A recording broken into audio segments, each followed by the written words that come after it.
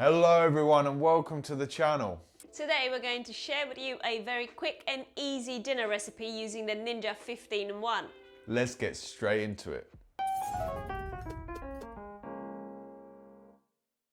So let's get straight into it. For this recipe you are going to need a pork joint. Now we're using a pork loin just because that's what was in our freezer. Normally for a pulled pork you want something like a pork shoulder, but pork loin should be fine. You're also going to need a red onion, some paprika, garlic granules, brown sugar, some salt and pepper, and a stock cube, or if you've got some beef or chicken stock, that'll also do. And then we're going to mix our stock with 500 milliliters of water.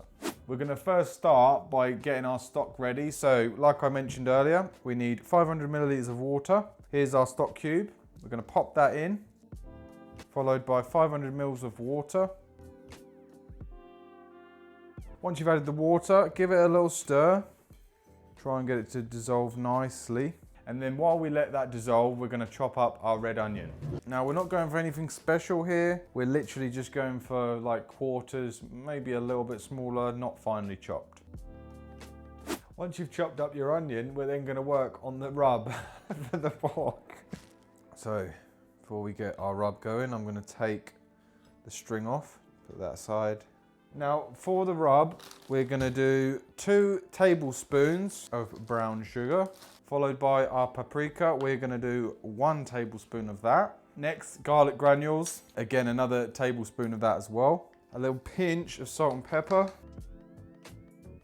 Give it a little mix in the bowl.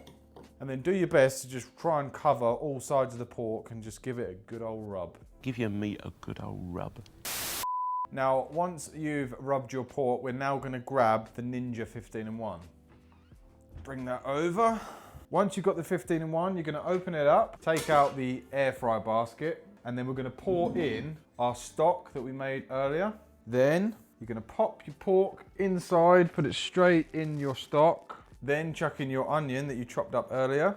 Then finally, we're going to grab the built-in thermometer that comes with the Ninja 15-in-1. So you're going to take out the thermometer. You're going to pop the longer end inside the thickest part of the meat. Push that in nicely. And then the other end of the probe goes in top of the lid.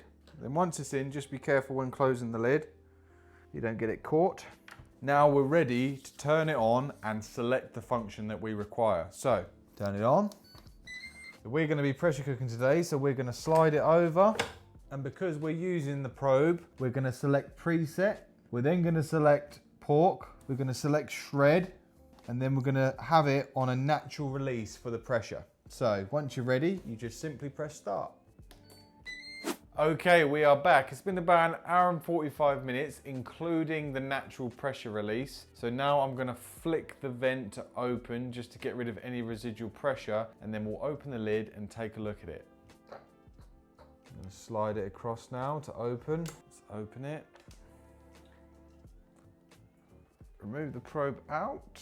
Now I'm going to try and grab the beer pork and place it onto the plate. But obviously it's going to be so soft and tender. Let's be careful. Now when it comes to the fat on top, you can cook it on the air fry mode and put it back in the crisper basket. But for me personally, I'm just going to put it to the side and just literally stick to the meat. So I'm going to quite easily scrape that fat off of the meat. Try and put it in the bowl. And then just leave all that lovely meat. Now another thing you could do is take the juice that the meat was cooked in and add some cornstarch to make a nice gravy, but we're simply just going to shred this up, add some barbecue sauce, and then we're going to serve it in some nice brioche buns.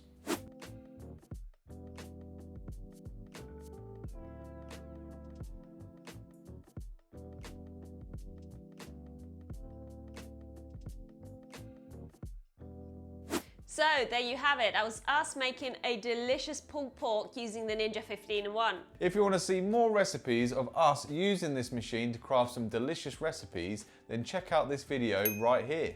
In the meantime, thanks for tagging along. We'll see you in the next one.